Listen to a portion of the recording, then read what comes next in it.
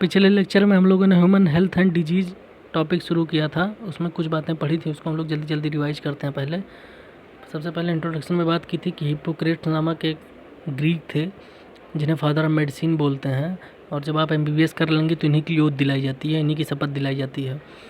इन्होंने एक थ्योरी दी थी, एक हाइपोथेसिस दिया था जो कि प्योर रिफ्लेक्टिव थॉट था, केवल इनकी सोच थी, कोई एक्सपेरिमेंट या ऐसा कुछ नहीं था।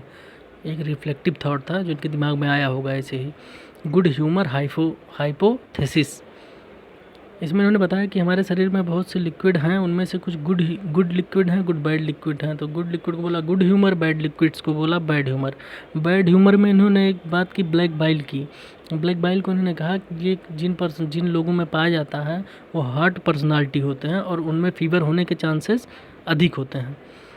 लेकिन इसके बाद भैया हमारे आए विलियम हार्वे साहब ने ब्लड सर्कुलेशन की खोज की और एक्सपेरिमेंटल मेथड द्वारा थर्मामीटर लिया, और जिनको वो बोल रहे थे कि इनको ब्लैक बाइल है, इनके अंदर हार्ट पर्सनालिटी है, इनके अंदर फीवर होने के चांस ज़्यादा है, जब सबका टेम्परेचर मेजर किया तो सबका टेम्परेचर जो निकला वो कितना निकला, 37.5 डिग्री सेल्सियस ही निकला। और इन्होंने इस तरीके से गुड ह्यूमर हाइपोथेसिस जो दी थी हिप्पोक्रेट्स ने, उसको क्या कर दिया, डिस्प्रूव्ड कर दिया, डिस्कार्ड कर दिया। इसके बाद बात की थी हमने आयुर्वेदा के सिस्टम की। आयुर्वेद में भी 3 ह्यूमर हाइपोथेसिस की बात होती है, अभी भी वैलिड है। इसी आधार पर ही, इसी पद्धति पर आज भी इलाज चल रहा है आयुर्वेद में। इनमें जो 3 ह्यूमर की बात की है, पहला ह्यूमर क्या है, वात है, दूसरा पित्त, तीसरा कफ। अगर वात आपका डिस्टर्ब हो गया तो बॉडी से संबंधित बीमारियां हो जाएंगी। पित्त अगर डिस्टर्ब हो गया, पित्त जान रहो बाइल, स्टमक से संबंधित बीमारियां हो जाएंगी। कफ डिस्टर्ब हो गया तो रिस्पायरेटरी संबंधित बीमारियां हो जाएंगी। इतनी बातें हम लोगों ने पिछले टर्न पे की थी। इसके बाद देखते हैं हेल्थ की बात मैंने बताई। WHO के अनुसार, WHO वर्ल्ड हेल्थ ऑर्गेनाइजेशन ने एक परिभाषा दी, एक डिफिनीशन दिया हेल्थ का, क्या कि state of complete physical, mental, social wellbeing. अगर हैं आप तो ही आप हेल्दी माने जाएंगे। ये नहीं कि आपको अगर केवल कोई बीमारी नहीं है, कोई इलनेस नहीं है, तो इसका मतलब ये पूर्णतः प्रमाण नहीं है कि आप हेल्दी हैं। इसके बाद हमने बात की थी how to maintain good health. इसमें बात क्या की थी, बहुत सी बातें बताई थी। बैलेंस डाइट लीजिए, पर्सनल हाइजीन, साफ़ सफाई रखिए, रेगुलर एक्सरसाइज करिए, योगा करिए। योगा करने से क्या होगा, एक्सरसाइज का काम तो कर ही रहा है, फिजिकली आपको सही करेगा ही करेगा, साथ में मेंटल स्पिरिचुअलिटी भी बढ़ाता है। तो योगा भी ज़रूरी है। अवेयरनेस अबाउट डिजीज़ होनी चाहिए, डिजीज़ के बारे में जानकारी होनी चाहिए। अगर कोई बीमारी, इन्फेक्शियस डिजीज़ ऐसी है जिसकी वैक्सीन है तो उस वैक्सीन को आप लगवाइए। ये हो गया। प्रॉपर डिस्पोजल ऑफ वेस्ट, कहाँ पे गंदगी या कूड़ा करकट कहाँ फेंकना है ये देखिए। कंट्रोल ऑफ वेक्टर्स, मच्छरदानी लगाइए, दवा का छिड़काव करिए ताकि वेक्टर्स ना पनपने पाएँ कहीं पे भी। फिर बताया था maintenance of hygienic food and water resources. Food आपका साफ़ सुथरा होना चाहिए, पानी का सोर्स जहाँ से आप पानी पी रहे हैं वो साफ़ सुथरा होना चाहिए। इसके बाद क्या बात की थी, इसके बाद हमने बताया था कि माइंड जो होता है, ब्रेन जो हमारा होता है, वो न्यूरल सिस्टम और एंडोक्राइन सिस्टम को चलाता है, को रेगुलेट करता है, और ये दोनों मिलकर क्या करते हैं, हमारे इम्यून सिस्टम को रेगुलेट करते हैं। इस प्रकार से अगर देखो, इम्यून सिस्टम जो है वो हमारे हेल्थ को रेगुलेट कर रहा है। इम्यूनिटी अगर आपकी ज़्यादा है तो रोगों से लड़ने की क्षमता आपके अंदर ज़्यादा होगी, और इम्यूनिटी कमज़ोर है तो आपको ज़्यादा से ज़्यादा माइक्रो ऑर्गेनिज्म आपको बीमार करेंगे, बहुत सी बीमारियाँ आपको होंगी। इसलिए बात करते हैं माइंड और mental state can affect our health. Mind और मेंटल स्टेट आपका क्या, कैसी सोच रखते हैं, वो आपके हेल्थ को इफ़ेक्ट करेगी। क्यों, इसीलिए देखो स्पिरिचुअलिटी में बात होती है कि पॉजिटिव थॉट अगर आप रखेंगे तो आपके साथ पॉजिटिव चीज़ें होंगी, निगेटिव थॉट रखेंगे, निगेटिव चीज़ों में जाएंगे तो आप निगेटिविटी के शिकार हो जाएंगे, हेल्थ पे आपके गलत इफेक्ट पड़ेगा। जैसे डिप्रेशन आप जान रहे हो कैसे होता है, तो ये बातें होंगी। फिर मैंने बताया था health is affected by, health कुछ चीज़ों से अफेक्ट होता है। किससे किससे, जेनेटिक डिसऑर्डर हो या कंजेनाइटल डिजीज़ हो, ऐसी डिजीज़ जो आपको जन्म के समय से ही हो, ये माता पिता द्वारा इनहेरिटेड होती है। दूसरा नंबर बात की थी इन्फेक्शियस हो सकता है। इन्फेक्शंस कैसे होंगे, माइक्रो ऑर्गेनिज्म कोई आपको बीमार कर देगा, उनसे बचना है। तीसरा लाइफ स्टाइल की बात की थी। लाइफ स्टाइल में क्या बात की थी कि आप 12 बजे तक सुबह उठ रहे हैं, 12 बजे रात में सो रहे हैं 3 बजे 4 बजे, तो रूटीन नहीं है आपका कोई। खाने को कुछ भी खा ले रहे हैं, फास्ट फूड खा रहे हैं, गोलगप्पा खा ले रहे हैं सड़क से, तो ये सब सारी चीज़ें क्या करेंगी, आपको बीमारी फैलाएंगी। और लाइफ स्टाइल से मेनली क्या चीज़ें होती हैं, दिक्कत होती है लाइफ स्टाइल, आप रूटीन आपका गड़बड़ चल रहा है, आप देर रात तक जग रहे हैं, सुबह जल्दी नहीं उठ रहे हैं, एक्सरसाइज नहीं कर रहे हैं, योगा नहीं कर रहे हैं, हाइजीन का ध्यान नहीं दे रहे हैं, तो इससे क्या होगा, 3 बीमारियां मुख्यतः होती हैं। ब्लड प्रेशर वाली बीमारी हो जाएगी, डायबिटीज़ हो जाएगी, ठीक, ब्लड प्रेशर से संबंधित बीमारी, डायबिटीज़, और सबसे बड़ी बात ओबेसिटी हो जाएगी, आपको चर्बी चढ़ जाएगी, पेट निकल आएगा, मोटे हो जाएंगे। इतनी बातें हमने पिछले लेक्चर में की थी। अब आज का लेक्चर हम लोग शुरू करते हैं। आज के लेक्चर की बात में सबसे पहले देखते हैं वर्ल्ड हेल्थ डे कब मनाया जाता है। 7 अप्रैल को मनाया जाता है, अभी अभी मनाया गया है। थीम क्या है इस बार की, आवर प्लानेट आवर हेल्थ। हमारा आग्रह है और इसमें हमें जो है स्वास्थ्य का देखना होगा। कोरोना फैला पूरे प्लानेट पे सभी को इफेक्ट किया, तो इसलिए ऐसी थीम रखी गई, आवर प्लानेट आवर हेल्थ। इसके बाद बात आती है इंटरनेशनल योगा डे की। 21 जून को मनाया जाता है। अब 21 जून तो अभी आया नहीं है, इस बार जब आएगा तो थीम कुछ और होगी। फिलहाल थीम 2021 को जो थी वो क्या थी, योगा फॉर वेलनेस। योगा के लिए किस चीज़ के लिए, वेलनेस के लिए। इतनी बातें जब हो गई, अब हम लोग आज का टॉपिक शुरू करते हैं, डिजीज़। तो डिजीज़ में सबसे पहले कुछ बात कर लेते हैं। डिजीज़ में मान लीजिए ये आप है, ये कौन है, आप है, ये आप हैं। नॉर्मल फिजियोलॉजी आपकी चल रही है, मेटाबॉलिज्म एकदम सही से काम कर रहा है, सारी रिएक्शंस बॉडी में हो रही हैं, तो आप ईज़ में हैं। किस में हैं, ईज़ में है। ईज़ मतलब क्या होता है, कंफर्ट में है।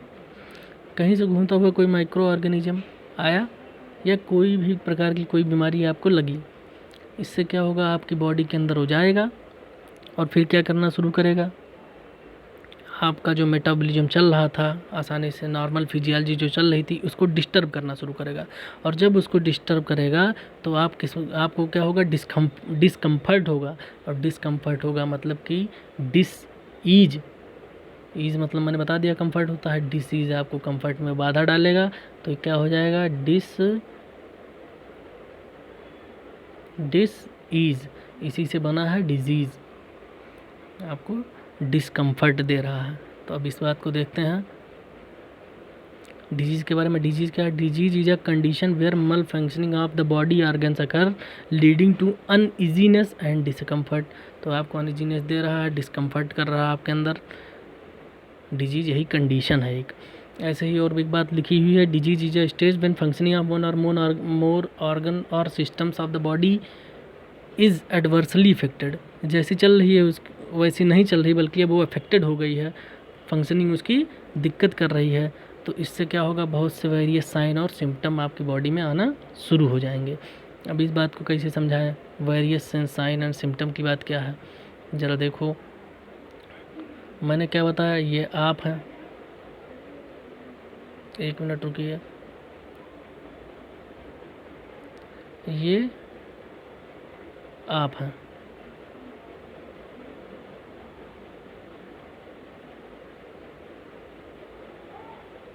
एक मिनट, ये आप हैं। नॉर्मल फिजियोलॉजी चल रही थी, मेटाबॉलिज्म सही चल रहा था, कोई माइक्रो ऑर्गेनिज्म आया और इंटर करेगा आपके अंदर। अब कैसे इंटर करेगा, उसके बहुत से तरीके हैं। हो सकता है नाक के थ्रू जाए, हो सकता है मुंह के थ्रू जाए, हो सकता है कहीं पे घाव हो उसके थ्रू जाए, कहीं पे चोट लगी हो वो उसके थ्रू इन्फेक्शन काज करे। तो सबसे पहले क्या करेगा, बैक्टीरिया या कोई भी जो पैथोजन होगा, जो डिजीज़ काजिंग एजेंट होगा, वो किसी भी थ्रू आपके अंदर जाएगा। सबसे पहले क्या करेगा, इन्फेक्शन करेगा। इन्फेक्शन जब करेगा उसको बोलते हैं पेनिट्रेट करेगा आपकी बॉडी के अंदर। क्या करेगा, पेनिट्रेट करेगा। अब जब वो पेनिट्रेट कर चुका, इसके बाद क्या करेगा, अगले नंबर पे वो आपकी बॉडी के अंदर घुस गया। अब उसको क्या चाहिए, अडॉप्टेशन। अब बॉडी के अंदर आप उसको अडॉप्ट भी करना। किससे अडॉप्ट करना, आपके पेट के अंदर, आपके स्टमक के अंदर पीएच क्या है आप जान रहे हो, बहुत ही एसिडिक है। और ऐसे एसिडिक इन्वायरमेंट में अपने आप को सर्वाइव करने के लिए वो अडॉप्ट करेगा अपने आप को। आँख में जाना है तो टीयर हो गया, लाइसोजाइम एंजाइम हो गया, उससे बचना होगा। माउथ में सलाइवा से बचना होगा। तो इस तरीके से दूसरे नंबर पे क्या करेगा, अपने आप को अडॉप्ट करेगा। और जब अडॉप्ट कर लेगा अपने आप को, फिर वहाँ पे अपनी जनसंख्या बढ़ाना शुरू करेगा, मल्टीप्लिकेशन करना शुरू करेगा। और जब उसने मल्टीप्लिकेशन अंदर कर लिया, मल्टीप्लाई अपने आप को कर लिया, तो वो आपकी फिजियोलॉजी जो नॉर्मल चल रही थी, जो रिएक्शंस नॉर्मल चल रही थी, उसमें अब बाधक बनना शुरू हो जाएगा, उसको डिस्टर्ब करना शुरू कर देगा। और जब आपका सिस्टम डिस्टर्ब होगा तो आप कैसे जानेंगे? तो आप खुद समझिए, जब आपके सिस्टम में कोई गड़बड़ी हुई तो आपके अंदर कुछ साइन और सिम्पटम आना शुरू हो जाएंगे। अब साइन और सिम्पटम क्या है? सिम्पटम्स क्या है? साइन वो है जो डॉक्टर देख के समझता है कि क्या है क्या नहीं। सिम्पटम क्या है? जो आप खुद समझ जाते हैं। जैसे आपके अंदर पेट में कोई इन्फेक्शन हुआ तो पेट दर्द आपका कर रहा है, ये सिम्पटम है। ये आप डॉक्टर को बताएंगे कि मेरा पेट बहुत अकड़ रहा है, दर्द कर रहा है। साइन क्या है? फीवर आ जाएगा आपको। ये सब चीज़ें पता करनी होती हैं, साइन और सिम्पटम। फिर जब डॉक्टर ये चीज़ देख लेगा, साइन सिम्पटम सब जान लेगा, तो फिर वो ट्रीटमेंट आगे बढ़ाएगा। इतनी बातें थी साफ साफ। देखो इसमें साफ साफ लिखा हुआ है कि वेरियस साइन एंड सिम्टम्स आना शुरू हो जाते हैं डिजीज होने के बाद। अब इसके बाद हम लोग बहुत सी बातें करेंगे। डिजीज़ को मेनली 2 कैटेगरीज में डिवाइड किया गया है। मोड ऑफ ट्रांसमिशन, कैसे फैल रहा है डिजीज़, इस आधार पे 2 तरीके से डिवाइड किया गया है। पहले नंबर पर बात आती है कम्युनिकेबल डिजीज़। कम्युनिकेबल मतलब तुम समझते हो कि एक आदमी से दूसरे आदमी बड़े आसानी से फैल सकती है, इसी को बोलते हैं इन्फेक्शियस डिजीज़। जैसे कि एड्स हो गया, कॉमन कोल्ड हो गया, छींक दिया आप 2-4 लोग को और बीमार कर दिए अपने साथ साथ। दूसरा बात आती है नॉन इन्फेक्शियस की। नॉन इन्फेक्शियस मतलब नॉन कम्युनिकेबल, ये एक आदमी से दूसरे आदमी में नहीं फैलती हैं। जैसे कि कैंसर हो गया, डायबिटीज़ हो गया। इतनी बातें जब हो गई तो थोड़ा सा आगे कुछ पॉइंट देख लेते हैं। पॉइंट क्या है? पैथोजन किसको कहते हैं? डिजीज़ काजिंग ऑर्गेनिज्म जो हैं उनको क्या बोलते हैं? पैथोजन। अब पैथोजन कौन कौन हो सकते हैं? आप जानते हो बैक्टीरिया से बीमारियां हो सकती हैं, वायरस से बीमारियां हो सकती हैं, फंगस आपको बीमार कर सकता है, प्रोटोजोआ बीमारी फैलाते हैं, हेलमिंथीज कुछ हैं जो बीमारी फैलाती हैं। तो ये सब क्या है? पैथोजन है, डिजीज़ काजिंग एजेंट है या ऑर्गेनिज्म है। अब पैथोलॉजी आप बार बार बोल रहे हैं, पैथोलॉजी क्या है? तो पैथोलॉजी समझ लो, स्टडी ऑफ डिजीज़ को क्या बोलते हैं? पैथोलॉजी। इसमें क्या क्या बात आती है कि पैथोलॉजी में क्या करते हैं? सबसे पहले देखते हैं डिजीज़ का कॉज क्या है, इसको बोलते हैं एटियोलॉजी। एटियोलॉजी ऑफ डिजीज़ को जानना। दूसरे नंबर बात है understanding the mechanism of its development. Pathogenesis कैसे कर रहा है अंदर जाने के बाद। फिर स्ट्रक्चर चेंज कैसे हो रहा है, डिजीज़ का प्रोसेस क्या, मॉर्फोलॉजिकल चेंज क्या हो रहा है ना, मॉर्फोलॉजिकल चेंज क्या हो रहा है, और फंक्शनल चेंज क्या क्या हो रहे हैं। ये चीज़ें होती हैं, ये पैथोलॉजी के अंदर स्टडी की जाती है। और मेनली पैथोलॉजी क्या? Abnormal physiology. एबनॉर्मल फिजियोलॉजी मतलब आपकी फिजियोलॉजी जो नॉर्मली चल रही थी, आराम से चल रही थी, सारी रिएक्शंस आराम से चल रही थी, उसमें कुछ भी डिस्टर्ब हुआ तो क्या हो गया? वो एबनॉर्मल। तो एबनॉर्मल फिजियोलॉजी ही क्या है? पैथोलॉजी। तो correctly identifying the cause of a disease is necessary to identifying the proper course of treatment. किसी भी ट्रीटमेंट को करने के लिए सबसे पहले जानना जरूरी होगा कि डिजीज़ का मुख्य कारण क्या है। अगर आप डिजीज़ नहीं जान रहे हैं कि कौन सी बीमारी के नाते आपको फीवर आ रहा है, तो कुछ भी ऐसे थोड़ी ठीक होगा। दवा खा लेंगे, पैरासीटामॉल, ठीक हो जाएगा, फिर गड़बड़ करेगा अगले दिन। क्योंकि पहले उसका काज को जानना होगा कि क्या कारण है उस बीमारी का, किसके कारण वह बीमारी हुई, बैक्टीरिया के कारण हुई कि वायरस के कारण हुई, ये सब चीज़ें जानना होगा। तो ये होती है पैथोलॉजी। आगे देखो, जो अभी ऊपर हमने बात की पैथोजेंस की, जिसमें क्या था? वो बैक्टीरिया था, वायरस था, फंगस था, हेलमिंथीज था, ठीक है। ये सब किसी तरीके से जो इंटर करते हैं बॉडी में बाय डायरेक्ट कांटेक्ट। डायरेक्ट या तो आ जाएंगे, आपको घाव हुआ है कहीं पे, या नाक के थ्रू या मुंह के थ्रू, और जो है फंगल इन्फेक्शन जो होता है वो मेनली जो है नमी के कारण शरीर में, जहाँ गर्मी लगती है, गर्म एरिया में पसीना बार बार होता है, वहाँ पे कुछ बीमारियाँ कंटामिनेटेड फूड से कुछ पैथोजेंस इंटर करते हैं आपकी बॉडी में, खाने के द्वारा, वाटर आप पी रहे हैं, या ड्रॉपलेट्स, एयर में ड्रॉपलेट से कोरोना था, कोई एक बार छींक दिया, बोलते थे कि कुछ देर तक वो एयर ड्रॉपलेट्स में रहता है, अगर आप उधर से गुजरते हैं तो आपको हो जाएगा। तो ये सब बातें हो गई। इसके बाद बात करते हैं पैथोजेंस क्या करता है। अभी पीछे ही बता दिया, सेल में या बॉडी में जब इन्फेक्ट किया तो सबसे पहले क्या कर रहा है, अपने आप को अडॉप्ट कर रहा है। इसके बाद क्या कर रहा है, खुद को मल्टीप्लाई कर रहा है, और जो आपकी नॉर्मल वाइटल एक्टिविटीज़ चल रही थी, जो नॉर्मल मेटाबॉलिज्म चल रही थी, उसको क्या करके डिस्टर्ब कर देगा। और जब वो आपके नॉर्मल फिजियोलॉजी, नॉर्मल मेटाबॉलिज्म को डिस्टर्ब किया, अब नॉर्मल फिजियोलॉजी का आज किया, पैथोलॉजी का आज किया आपके अंदर, तो आपको क्या होगा, मॉर्फोलॉजिकल एंड फंक्शनल डैमेज करेगा उस सेल में, उस टिश्यू में, उस ऑर्गन में, जहाँ पे भी होगा।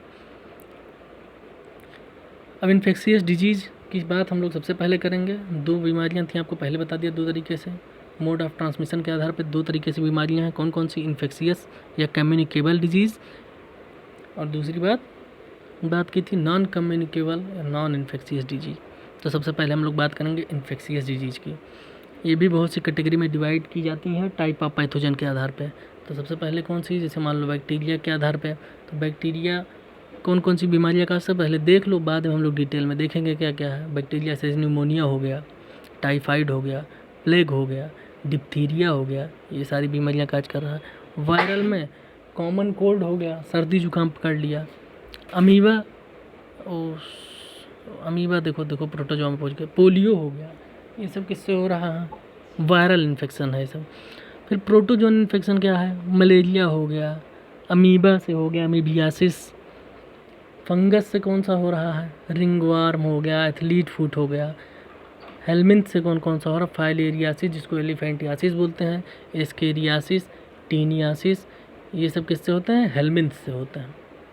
बाकी हम लोग और डिटेल में आगे देखेंगे। आगे देखो ये सब बात है। अब जैसे कुछ चीज़ें बात हो गई, डिजीज़ पैथोजेंस के द्वारा ही ट्रांसमिट हो रहे हैं, तो सही बात है, पैथोजन से हो रहे हैं, लेकिन कुछ डिजीज़ वेक्टर्स के थ्रू ट्रांसमिट होता है। जैसे बीमारी कुछ और है, उसको लाके आप तक छोड़ने का काम करेगा, तो वेक्टर्स की बात कर लेते हैं। जैसे मॉस्कीटो है डेंगू में, एडीज एजिप्टाई मच्छर जो होती है वो क्या करती है, डेंगू की वाहक है, डेंगू बीमारी की वाहक है। चिकनगुनिया में एडीज एजिप्टाई और एडीज एल्बोपिक्टस, ये दोनों चिकनगुनिया के लिए वाहक हैं। और मलेरिया में एनाफिलीज मच्छर जो होती है, फीमेल एनाफिलीज मच्छर, वो मलेरिया में जिम्मेदार है। आप जानते हो मेल मच्छर कभी ब्लड सक नहीं करता है आदमी का, वो फूलों का रस का स्वाद लेता है, और तो काम है खून चूसना। तो जो मच्छर है फीमेल मॉस्किटो, उसी काम है खून चूसना, वही आती है खून चूसने। बाकी इतनी बात हम लोगों ने कर ली। तो जितनी फीमेल मच्छर हैं वो सब वाहक का काम कर रही हैं कुछ बीमारियों में, जैसे डेंगू में एडीज एजिप्टाई हो गई, चिकनगुनिया में एडीज एजिप्टाई और एडीज एल्बोपिक्टस दोनों ये काम कर रहे हैं, और मलेरिया में जो है एनाफिलीज मच्छर ये काम कर रहा है। इतनी बातें हो गई। अब इसके बाद हम लोग एक एक करके bacterial disease, viral disease, protozoan disease, fungal disease, helminthic disease, ये सारे पर डिटेल में डिस्कशन करेंगे। जय हिंद, धन्यवाद।